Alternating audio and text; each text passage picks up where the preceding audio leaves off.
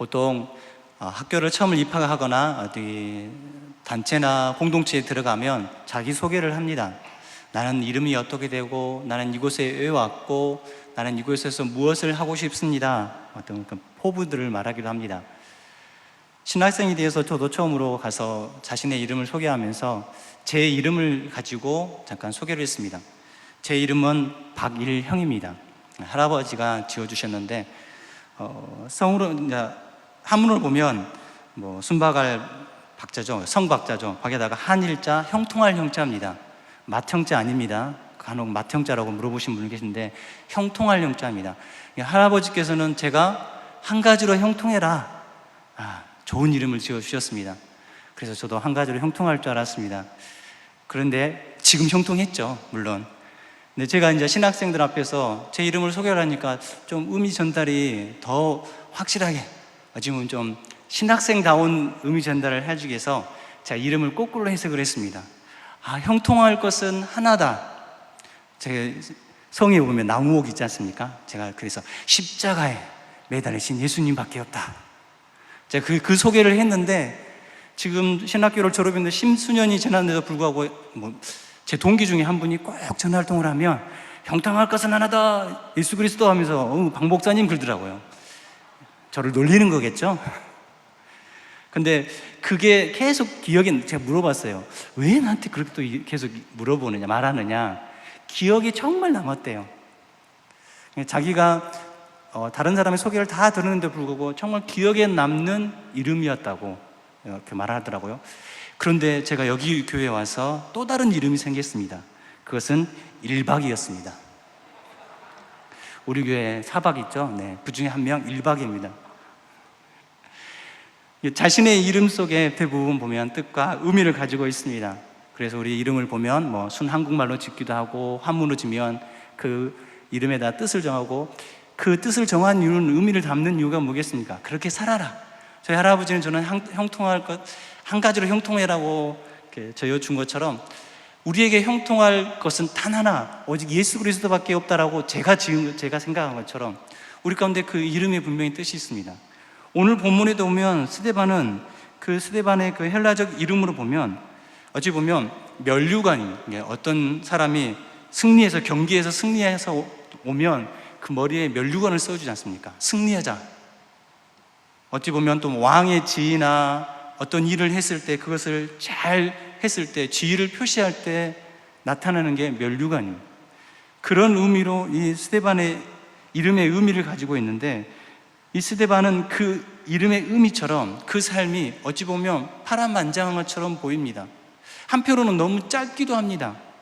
그러나 짧은 인생이지만 그 인생 가운데서 정말 하나님의 영광을 드러냈고, 영원한 의의 면류관을 얻는 자, 그 의의 면류관을 얻는 자의 삶이 무엇인지를 정확하게 보여준 사람 중에 한 명이 바로 스데반이었습니다. 그 스데반의 이름처럼, 그 스데반의 모습처럼 우리 또한 새로운 이름이 분명히 있습니다. 각자 이름이 있을 것입니다. 일영이도 있고 이영이도 있고 다른 사람 이름도 있을 것이지만, 우리에게 정말 좋은 이름, 그것이 무엇이냐면 바로 그리스도인인 것입니다. 성도라는 것입니다. 우리가 예수님을 영접해서 예수님을 믿음으로 믿음의 백성이 되어서 우리 가운데 그리스도인한, 근데 그리스도인 이 말은 누가 봐도 그리스도인다워야 됩니다. 누가 봐도 그 사람의 말과 행동, 그 사람이 표현하는 모든 것들이 예수님을 믿는 사람의 모습을 가져야하는 것입니다. 그래서 그 사람의 모습을 보면서 예전에는 예수님에 미친 사람, 교회에 미친 사람, 자기 자신이나 가족들을 돌보기보다 어려운 사람들, 또한 힘든 사람들, 또한 특별히 복음 전하는 분들한테 미친 사람을 예전에는 예수쟁이라는 표현을 썼습니다. 나쁜 말처럼 들리긴 하지만 그 말 속에는 바로 범접할 수 없는 두려움이 담겨 있습니다. 나는 그렇게 하지 못하지만 너는 그렇게 하는구나. 나는 그렇게 살지 못하지만 너는 그렇게 살아가고 있구나. 나는 그렇게 살려고 조금도 생각지 않는데 너는 정말 그렇게 처절하게 살아가고 있구나.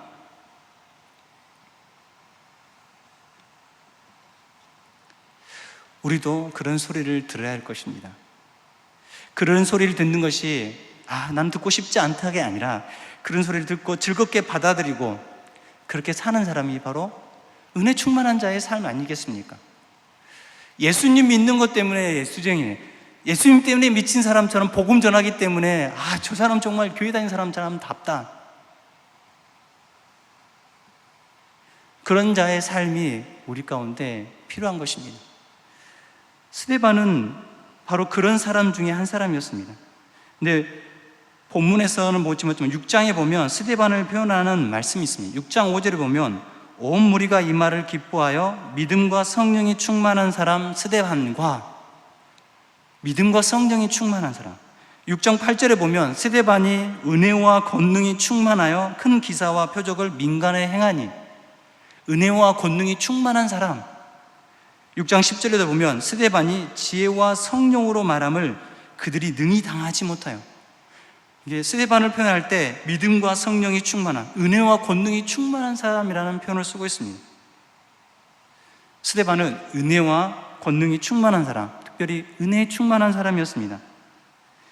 은혜란 단어를 사전적인 의미에서 찾아보면 사랑으로 베풀어주는 그런 신세나 혜택, 나 그런 혜택을 받았다, 나 은혜 받았다 라고 표현을 씁니다. 그런데 성경적인 의미에서 은혜는 내가 받을 만한, 은혜 받을 만한 자격이 하나도 없습니다.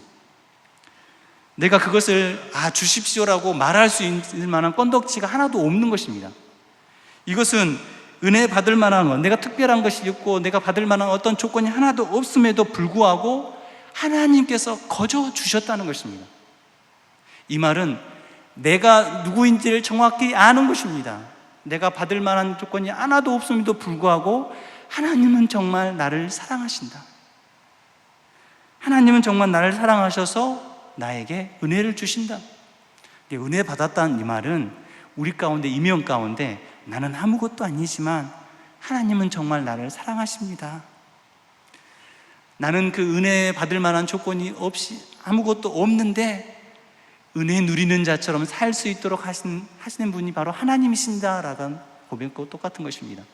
근데 이게 은혜 받는다는 것이 또 다른 의미를 있는데 그것은 우아함, 멋짐, 폼 있다는 것입니다. 이게 은혜 받은 자의 삶은 우아합니다. 멋있습니다. 무엇이 우아스럽고 멋있겠습니까? 바로 믿음의 모습이 때문에 우아스럽고 멋있는 것입니다. 이 말은 예수님을 믿기 전과 믿은 후의 모습이 다르다는 것입니다. 믿기 전에는 나 중심이었고 내 가족 중심이었고 내 삶의 중심이 나였지만 이제 예수님을 믿음으로, 예수님을 안 후로 내 삶의 중심은 예수님께 있고 예수님을 향한다는 것입니다. 예수님 때문에 나는 이제 다른 삶을 사는 것, 바로 예수쟁이가 됐다는 것입니다. 청년부 리더 모임 때 들었던 이야기입니다. 지금도 여전히 시내에 걸어다니면 만나는 분들이 있습니다. 도에 대해서 아십니까? 보통 대순진리의 사람들이 말도 안 되는 이야기 갖고 와서 도에 대해서 이야기하고 그 은덕을 쌓아야 해서 조상들에게 뭘 해야 되고 끝내는 돈은 달라는 것입니다. 제가 청년 때 정말 힘들어가지고 이 시내를 걸어다니면 졸졸 따라다니는 두 여자분이 있었습니다. 와가지고 저한테 도에 대해서 아십니까? 당신의 얼굴을 보니까 무엇이 어떻습니까? 막 계속 그렇게 이야기하는 것입니다. 말도 안 되는 이야기 하니까 언젠가는 말싸움이 있습니다. 그 말싸움 중에 하나가 왜 아이들에게 도와 리를 가르치는지 아십니까? 제가 왜요? 왜 도리 가르치는지 아십니까? 그랬더니 도와 이를 가르친다예요. 말도 안 되지 않습니까? 근데 우리 같이 공부했던 성경 공부하는 자매가 저도 그런 애가 있다는 것입니다. 저한테 그렇게 찾아와서 그 자매한테, 이제 그 청년 자매한테 자매님 얼굴에서 빛이 난다고, 빛이 난다고 그 말을 하면서 접근한다는 거죠. 그래서 그 청년 자매가 그렇게 접근하는 대순진리의 사람들한테 이렇게 말해요. 왜 빛이 나는지 아십니까? 그렇게 되물으니까 어떻게 대답하겠습니까? 대답을 못하겠죠, 대순진리의 사람들은. 그런데 그 자매가 하는 말이 지금도 생각해보면 참 웃긴데, 웃기지만 정말 우아한 모습이었는데, 왜냐하면 저에게 빛이 나는 이유가 제 안에 예수님이 계신, 빛이신 예수님이 계시기 때문입니다 라고 말했다는 것입니다. 별로 안 놀라시네요. 저는 청년들 아시지만 우와 대박, 제가 그랬습니다. 제가 그렇게 반응했습니다. 아니, 저는 그 사람들하고 싸우면서 어떻게 하면 그 사람을 이겨볼까, 아니 그게 아니라고 틀린다고 말하겠지만, 근데 그 장면은 빛이 나는 이유가 있습니다. 제 안에 예수님이 계시기 때문입니다. 확실하기 때문에, 예수님이 누구신지를 알고 예수님이 어떤 분이신지 알기 때문에 그렇게 확실하게 이야기할 수 있는 것입니다. 그래서 대신진리의 사람들은 그냥 갔겠죠. 자기들이 생각해도 말도 안 되죠.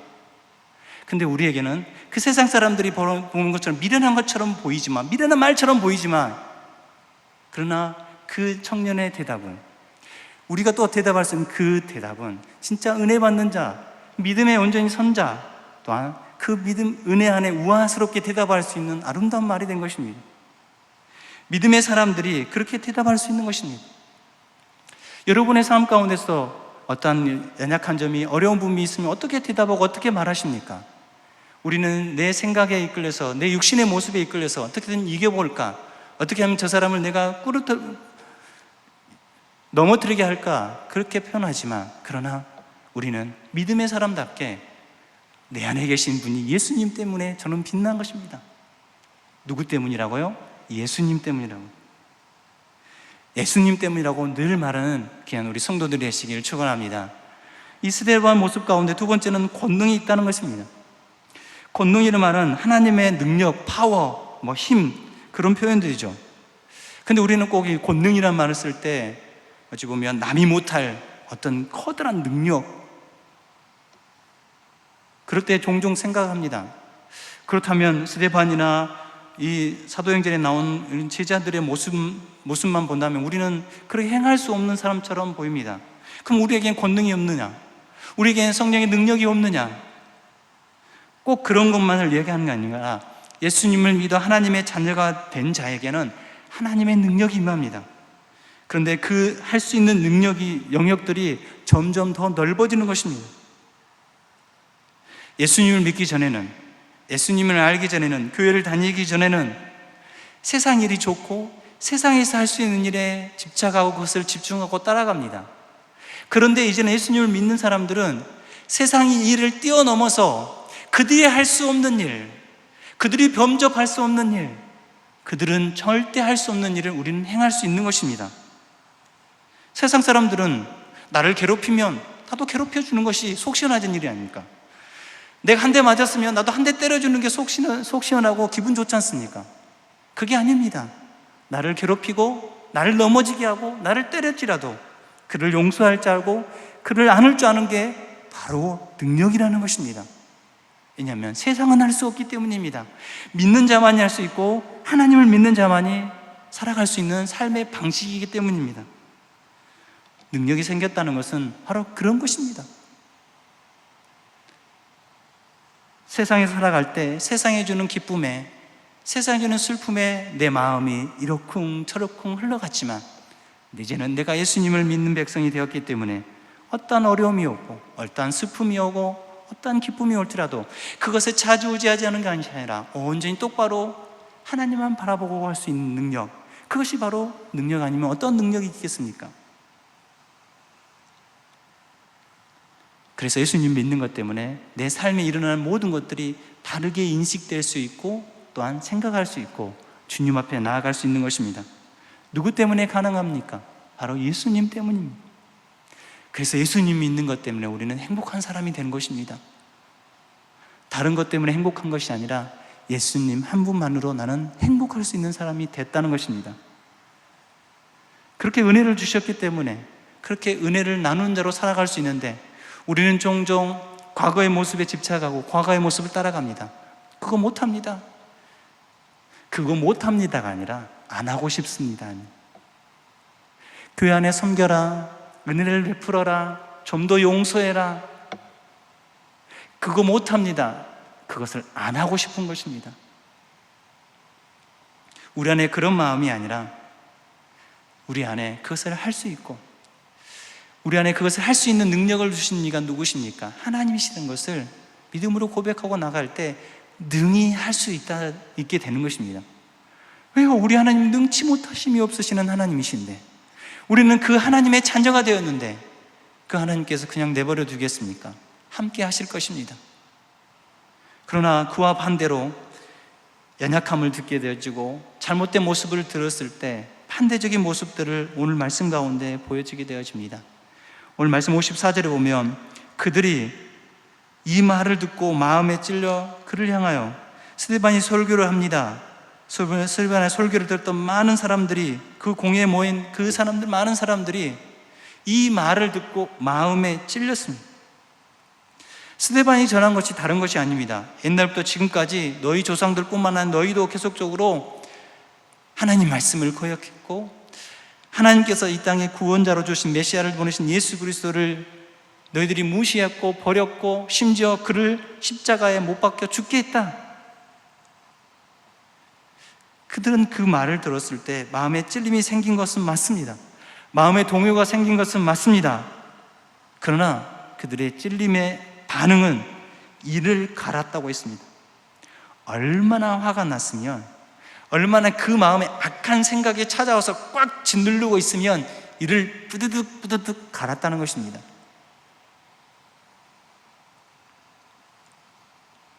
마음의 찔림에 대한 반응은 성경에서 보면 초대교회 가운데 아름다운 모습도 있습니다. 베드로가 오순절 그때 설교를 했습니다.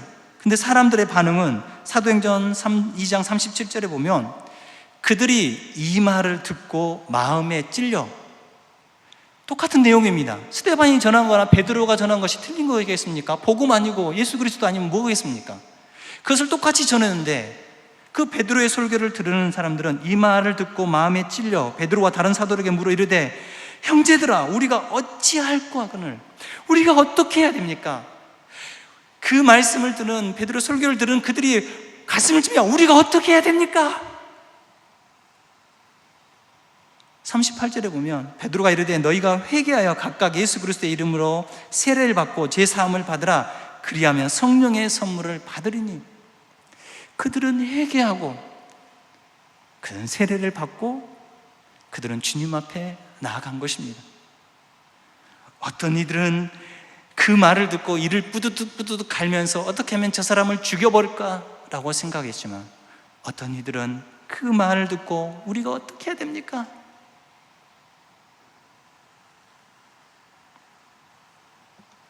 속이 뒤틀려서 이를 버럭버럭 갈았던 그들의 모습.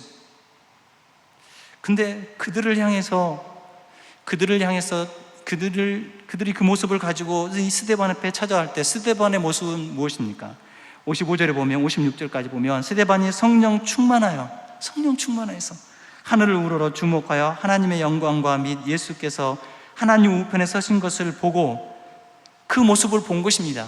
하늘이 열리고 그곳에서 하나님의 영광과 예수님께서 하나님 우편에 서 계신 것을 보고 이것을 그대로 또한 그들에게 전합니다.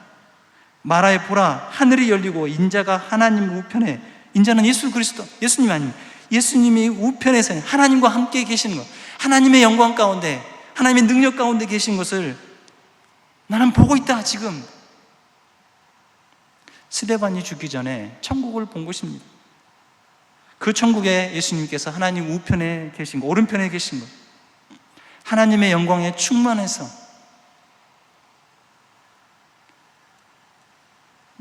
이 유대인들이 더 자극적으로 반응합니다. 그들이 큰 소리를 지르며 귀를 막고 일제히 그에게 달려들어 57절에 그렇게 그들의 마음이 더 악독해진 것입니다. 근데 이 말씀이 56절 가운데 반복되는 표현인데 예수님께서 하나님 우편에 서셨다 했습니다. 하나님께서 우편에 자정하셔서 앉아 계시는 게 아니라 서신 것입니다. 보통 우리가 정말 반갑고 정말 오랜만에 만난 사람이 찾아오면 어떻게 합니까? 그냥 앉아서 이렇게 맞이합니까? 그러진 않지 않습니까? 벌떡 일어나서 어서 오시오. 오랜만에 왔어. 너무 반갑소. 지금 예수님이 흥분하신 것 같아요. 이 스데반이 곧 순교를 당할 것을 아시면서 그를 격려하신 것, 격려하시고 두 번째는 증인이 되어주신 겁니다. 스데반. 예수님은, 스데반은 지금 혼자가 아닙니다. 누구와 함께 있는 것입니까? 예수님과 함께 있는 것입니다. 스데반을 격려하시고, 스데반, 내가 너와 함께하고 있다. 내가 너를 지금 열렬히 내가 너를 환영하고 있다. 우리도 세상을 살아가면서 힘들고 어려울 때, 또한 우리가 어떤 큰 문제에 부딪히거나 심지어 나를 핍박하고 나를 넘어뜨린 사람들 앞에 있을 때 우리는 반응할 때 어떤 반응이 있습니까? 그러나 스데반의 반응은 하늘을 우러 하나님을 바라봤고 예수님과 함께함을 느낀 것입니다.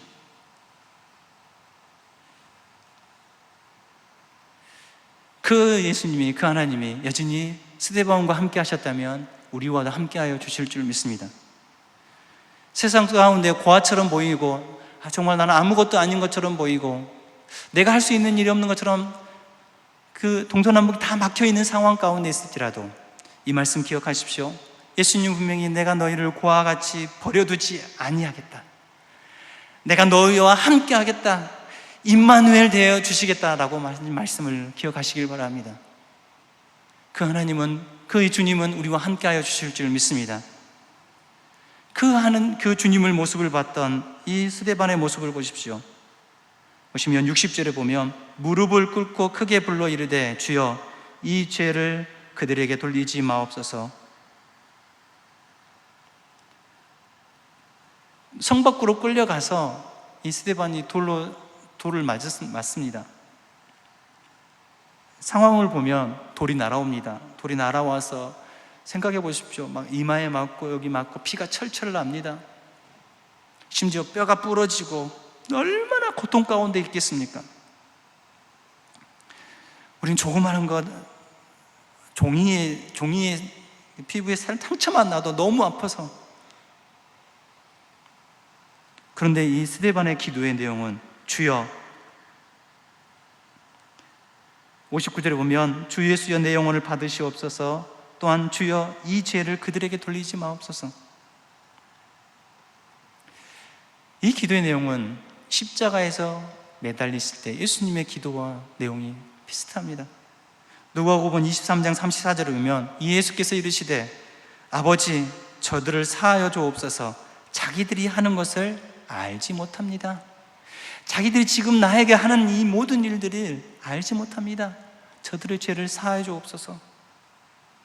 예수님 십자가에 매달려 있는 상황입니다. 피가 철철 납니다. 고통 가운데 있습니다. 그럼에도 불구하고 그렇게 말할 수 있었다는 것, 그렇게 하나님께 기도할 수 있었다는 것, 그것은 바로 하나님을 온전히 바라보고 하나님의 뜻이 무엇인지 알았기 때문입니다. 우리도 예수님과 같이 스데반같이 기도해야 됩니다. 혹여나 나를 해치고 나를 넘어뜨리게 하고 나에게 중상모략을 했던 자들이 있다면 그들을 위로하고 그들을 위해서 기도해야 할 것입니다. 나를 깎아내리고 나를 흠잡게 말하는 사람, 전혀 하지 않았음에도 불구하고 그것을 거짓되게 말하는 사람, 그런 사람이 혹시나 내 주위에 있습니까? 어찌 보면 내가 예수님 믿기 전에 모습은 똑같이 하는 것입니다. 누가 이긴가 보자, 나도 끝까지 너를 넘어뜨리겠다, 나도 끝까지 거짓을 너한테 고하겠다. 그러나 그렇지 않습니다. 은혜 받는다, 하나님을 믿는 자, 예수님을 믿는 자, 스데반처럼 하나님 저들이 지금 무슨 짓을 하지 모르는지 모릅니다. 그게 죄인 줄 모릅니다. 그들을 용서해 달라고, 그렇게 기도할 수 있는 우리가 되어야 할 것입니다. 그렇게 용서할 수 있는 우리가 되어야 할 줄 믿습니다. 그렇게 할 수 있도록 하나님 우리에게 힘을 주실 것이고 함께하여 주실 줄 믿습니다. 그렇게 말을 하고 이 스데반이 이 말을 하고 60절 하반절은 이 말을 하고 자니라. 스데반의 몸은 지금 수많은 돌을 맞아서 피가 흥건히 나옵니다. 찢겼습니다. 심지어 그 찢긴 데서 피가 굳어지게 하고, 그런데 죽는 그 순간을 이 누가는 이 말을 하고, 스데반이 이 말을 하고 잔다고 표현하고 있습니다. 왜 그렇게 말했어요? 왜 잔다는 표현? 잔다는 것은 다시 깨어날 게 있다는 것입니다. 다시 깨어날 부활, 다시 깨어날 그것이 부활할 것을 암시하고 있습니다. 누구 안에서요?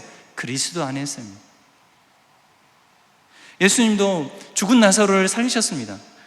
요한복음 11장 11절을 보면 이 말을 하신 후에 또 이르시되 우리 친구 나사로가 잠들었도다. 그러나 내가 깨우러 가노라. 나사로가 죽었습니다. 근데 이 나사로를 향해서 잠들었다. 내가 그를 깨우러 간다. 43절 11장 요한복음 11장 43절과 44절에 보면 이 말을 하시고 큰 소리로 나사로야 나오라 부르시니 죽은 자가 나사로가 수족을 동동 장사를 다 지냈습니다. 돌을 다 막아가지고 장사를 다 지냈는데도 불구하고 이 배를 동인 채로 나오는 것입니다.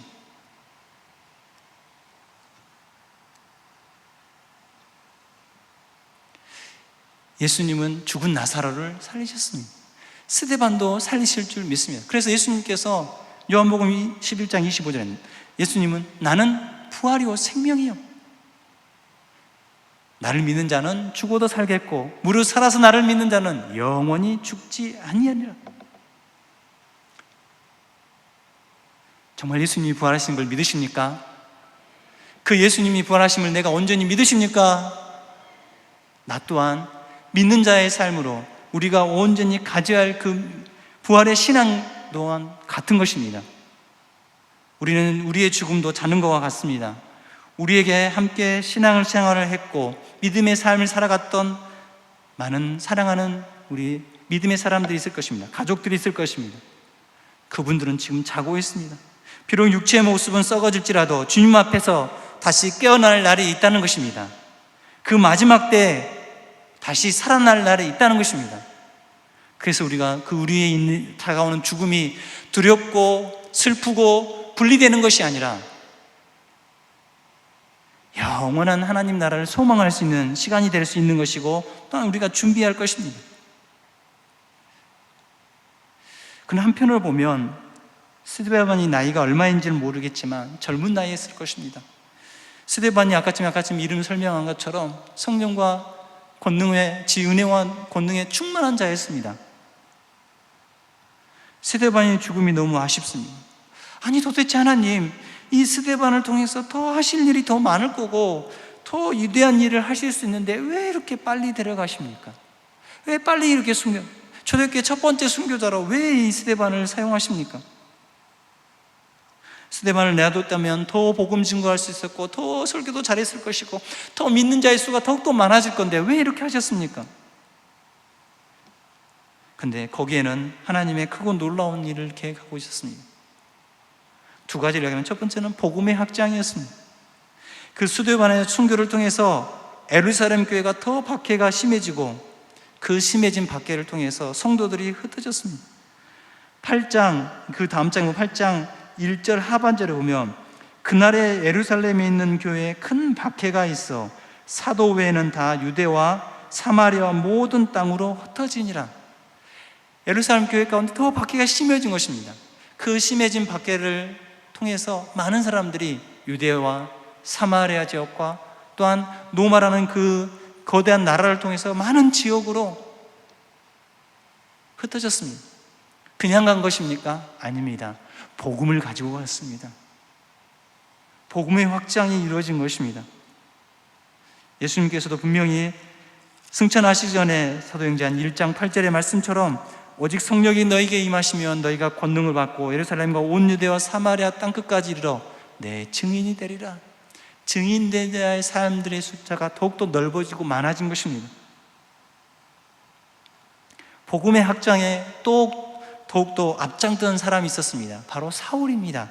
오늘 본문에서 사울이 처음 등장합니다. 58절에 보면 성 밖으로 내치고 돌로 치세 증인들이 옷을 벗어 사울이라 하는 청년의 발 앞에 사울이 등장합니다. 8장 1절도 보면 사울은 그가 죽임 당함을 마땅히 여기더라. 어찌 보면 사울이 갑자기 등장합니다. 근데 사울을 통해서 하나님 어떤 일을 행하십니까? 1차, 2차, 3차, 4차 전도행을 통해서 많은 사람의 복음을 많은 사람에게 예수 그리스도를 증거하게 하셨습니다. 스데반이 당한 일은 어찌 보면 너무 아쉽고 꼭 이렇게 해야 되나라고 생각이 들 수 있겠지만, 하나님은 분명하게 복음의 확장을 원하셨고, 또한 사울이는 그 한 사람을 통해서 지금까지 경험하지 못한 많은 나라와 많은 도시와 많은 사람들에게 복음을 전할 수 있는 사람으로 세워주셨습니다.